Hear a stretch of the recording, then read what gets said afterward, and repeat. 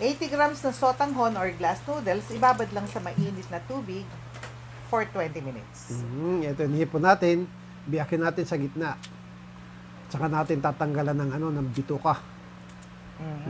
Mag-i-steam tayo ng hipon. Ayan. Yan. Ayan, tanggalin natin yan. Marumi kasi yan, mga boss. Ayan. Ayun, 20 minutes na.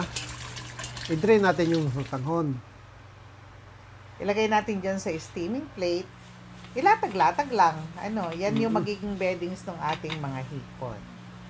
Saka natin naayusin yung dyan, yung hipon. Ayan. Yan, ganyan lang. Para maganda naman siyang tignan. Ilinya lang sila dyan hanggang sa matapos. Okay. Mas maganda nakatihaya yung hipon, mas madaling iayos kaysa nakapadapa.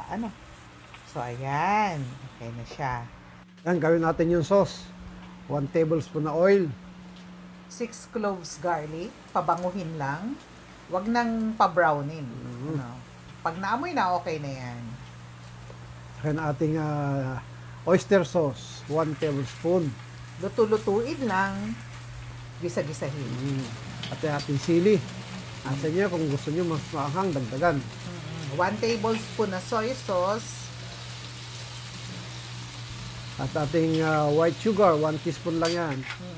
Lalagay din tayo ng rice wine or any cooking wine. Kundo naman. Saka yung ating liquid seasoning.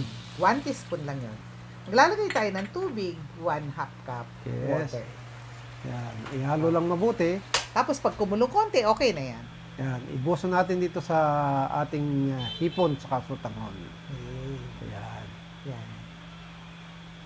Saka natin i-steamin yan. Okay. So, kailangan kulong-kulo yung tubig, Mang Peps. Ayan. Mga 5 minutes lang natin i-steam yan. So, ayan. 5 minutes na. Oh, ang ganda. Ayan na. Patayin na yung apoy. And then, hanguin na siya. Maganda meron kayong ganitong panghango para hindi kayo mainitan. Yes, mainit yan. Ayan. So, ayan. Lagyan ng green onion. Yung spring onion.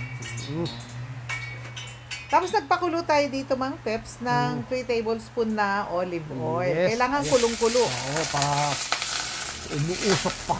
Tapos sumasagit-sit talaga. Yan, ganyan ng mga Chinese. Naglalagay sila ng hot oil sa kanilang pagkain. Saka natin lagyan ng piniritong bawang, 2 tablespoon. Yan, para mabango. Mang Peps, ang bango. Masarap po ito, kaya itry nyo ito.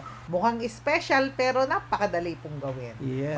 Maraming salamat. Sana po naibigan nyo yung aming feature ngayong araw na to. Thank you po.